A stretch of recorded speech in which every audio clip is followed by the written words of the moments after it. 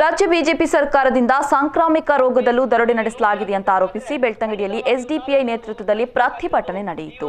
ಇನ್ನು ಸಾಮಾಜಿಕ ಅಂತರದ ಮೂಲಕ ಎಸ್ಡಿಪಿಐ ಕಾರ್ಯಕರ್ತರು ಬೆಳ್ತಂಗಡಿ ಮಿನಿ ವಿಧಾನಸೌಧದ ಮುಂದೆ ಪ್ರತಿಭಟನೆ ನಡೆಸಿದರು. ಜನತೆಗೆ ಸರಿಯಾದ ಚಿಕಿತ್ಸೆ ನೀಡಲು ರಾಜ್ಯ ಸರ್ಕಾರ ಮುಂದಾಗಿಲ್ಲ, ವೈದ್ಯಕೀಯ ಉಪಕರಣಗಳ ಖರೀದಿಯಲ್ಲಿ ಬೃಹತ್ ಭ್ರಷ್ಟಾಚಾರ ನಡೆದಿದೆ ಅಂತ ಎಸ್ಡಿಪಿಐ ಕಾರ್ಯಕರ್ತರು ಆರೋಪಿಸಿದರು. ಈ ವೇಳೆ ತಾಲೂಕು ಸಮಿತಿ ಸದಸ್ಯರಾದ ನಿಜಾಂ ಗೇರುಕಟ್ಟೆ, ಖಾದರ್ ನಾವೂರು, ತಾಲೂಕು ಕಾರ್ಯದರ್ಶಿಗಳಾದ ಅಕ್ಬರ್ ಬೆಳ್ತಂಗಡಿ ಸೇರಿದಂತೆ ಮತ್ತಿತರರು ಉಪಸ್ಥಿತರಿದ್ದರು. ಇಲ್ಲಿ ಲೂಟಿ ಆಗಿರ್ಬೇಕಾದ್ರೆ ಖಂಡಿತವಾಗಿಯೂ ನಾವೆಲ್ಲರೂ ಒತ್ತಾಯಿಸಬೇಕಾಗಿರೋದು ಈ ಒಂದು ರಾಜ್ಯ ಸರ್ಕಾರ ನಡೆಸಲಿಕ್ಕೆ ಖಂಡಿತವಾಗಿ ಅರ್ಹ ಅಲ್ಲ. ಈ ಒಂದು ರಾಜ್ಯ ಸರ್ಕಾರ ರಾಜೀನಾಮೆ ಕೊಟ್ಟು ಸಾರ್ವಜನಿಕ ಹಿತಾಸಕ್ತಿಗೋಸ್ಕರ ರಾಜೀನಾಮೆ ಕೊಟ್ಟು ನಡಿಬೇಕು. ರಾಜ್ಯ ಆರೋಗ್ಯ ಸಚಿವರು ರಾಜೀನಾಮೆ ಕೊಡಬೇಕು.